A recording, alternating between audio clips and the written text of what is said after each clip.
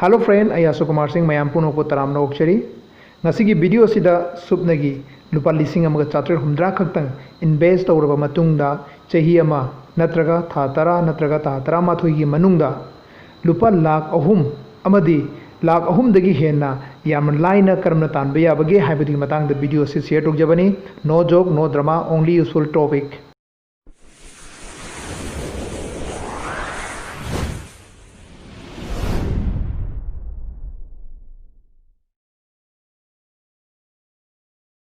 Mayam do huzik aseng badu clear tawna bagi damakta mayam punamakta ai isagi application asi hangaga uchare huzik utliba aina utliba display asida mayamna fajan changni yengbiu aduga ahanba makta da aina isagi aigi team adu mayam da muktang uchage haibadi huzik fawbada aina chorakpa aigi team asi kya mayam do uchage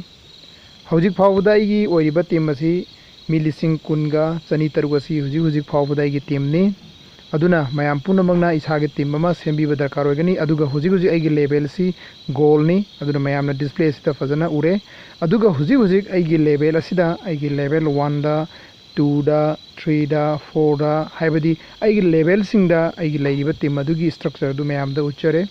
sumaina akoina mathang isage team da laiba level amadi aigi team gi member singi keno do koin uba fangani aduga aigi level asi 26 level fawbada aigi team asi lei aduga team sing asina mapung phana fajana thabak tawraga ekhoi huzik yamna chawba income amaga tamda success oina kanna chali aduna mayam punamagna aina hariba wafam asi khangnabagi damakta ai huzik isagi transaction adu mayam du uchage aduna transfers da namaba matungda ekhoina sigi structure si ugani sigi structure si da sijinabam ji yamna yame aduna makha tarakpa sing adu ina mathangi video da taksage aduga huzik ai total earning report si da mayam da haijage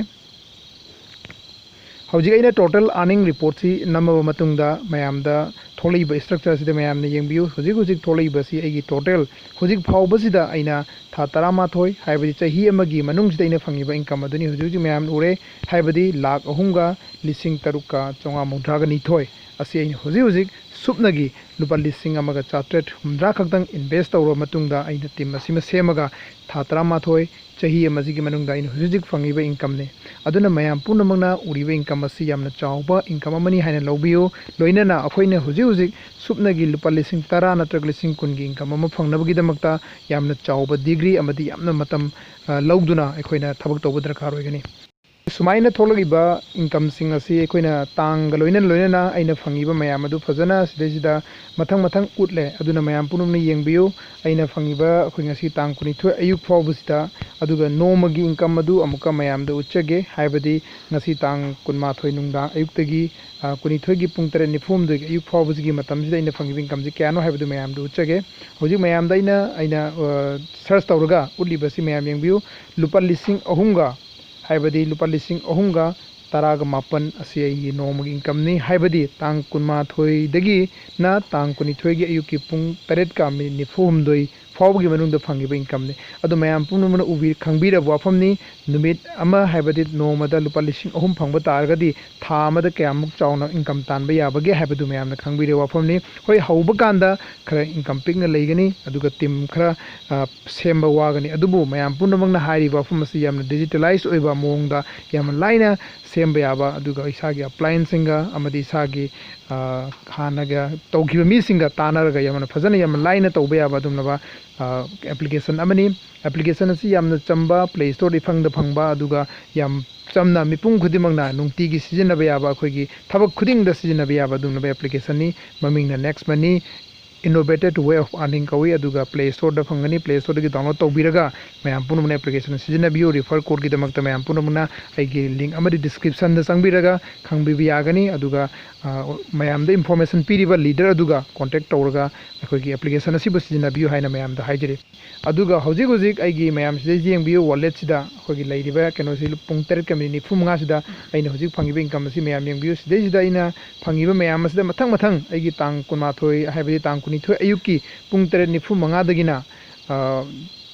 tang kunmathoi fawbusida income sing adu mathang sida uba phangani mayamna application sijinabira matungda fajana uba phangani huzik yauribasi yengbiu mathang oina ekhoigi live income sing asi ekhoigi live ta lakadabani aduga Nexmoney gi yamna chawthok chaninga oiba amana ekhoina phangiba income khudakta aina tawruba aduga khudakta phangba income ni haibadi ataigumna matam ngaiba nongmani ni ngaiba withdrawal tauba aduga magi IMPS na singba taubada matam changbagi process adu next money da leite aduga next money da yamna chambaga loinana akoi tawning thabak khuding mak akoina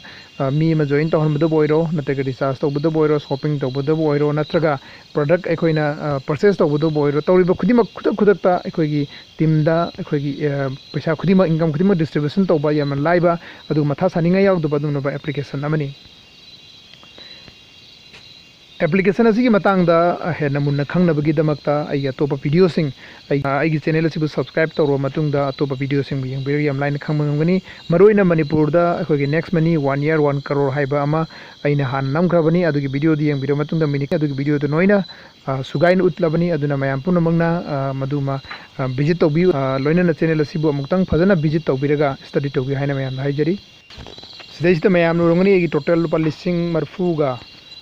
chonga nifu hujuk aina aigi wallet yauri bani masi wallet yauri paisa da ina season ni mo season biya have the total redeem to biya basi lupa listing 13 taruka chatru company thoini aduga ina cashback ta lai basina listing ahunga sani panga mogdraga nipan lairi aduga total aigi lupa listing marfu ga chonga ga marfu nifuni high income sine lokthoni matam da gi account transfer toksam biya ina traga ina recharge toba shopping toba booking toba natraga akoina season ni mo da online transaction jin da yam laina season biya badun ba income singni aduna next money de yam laina aina sahi ama haibadi tha 13 tha 10 ga nithoi sahi ma haiba tare na 13 hairiba manung asida aina milising kungi team ama semba aduga lakh ahungi income ama yam laina phangbai basi yamna aduga hujik yamna phaba amana next money application gi damakta akogi pung nipan nungdang khudingi masida ite khoi live ta zoom application da meeting akogi chau soba diamond sing amadi akogi application asigi director manager amadi CMD sar na masana laktuna akoi takpi tambibigi akogi plan presentation singba aduga application asibu karamna sijinnagini aduga karamna chawhorkane habna singba mayam adu fazana pung nipan khudingi nungdang pung nipan khudingi fazana naina basu yawi aduna mayam punamuna application asi download tawbiyo aduga pung nipan gi nungdang training adu attend tawbiraga yam laina hena chawkhot pangam haibasi mayam thaijage adu yam laiba application amani application asidagi akhoni yam chauna income sing asi tanbiya aina su mayam da hanagrabaduni tha tara aduga tha 13 nataga tha 13 gi manungda su yam chawba income am tan bai basi yamna komba adum application amani aduga kanagumana channel asida anuba enter toba taragadi channel asibu subscribe toba bell icon number khawbiganu loinana channel asina kharadan kanaba piba taragadi channel asibu like amadi share toba khawbiganu loinana anno video singi damakta mayam punnamak haminasi wish you all the best thank you very much